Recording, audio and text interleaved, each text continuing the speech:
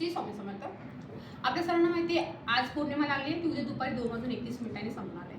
आज लागणार संध्याकाळी 4:59 त्यामुळे आपल्या काही सेवा करायच्या आहेत. उद्या जसे जमेल तुम्हाला किंवा आज शनिवारी रात्री 12 वाजता तुम्ही व्यंकटेश स्तोत्राचं 1 मिनिट जरी केलं तरी चालेल. तुम्ही 11 वाचा 21 वाचा जसं जमेल तसं तुम्ही सेवा करा. कारण की विष्णूला प्रसन्न केलं तर माता लक्ष्मी आपल्याला बोलतात ना आपल्याला प्रसन्न होते. त्यामुळे देव भगवंत विष्णूची आपल्याला सेवा करायची. त्यामुळे व्यंकटेश स्तोत्राची तुम्ही 11, 21 असे तुम्हाला जमेल तसं ते तुम्ही वाचा.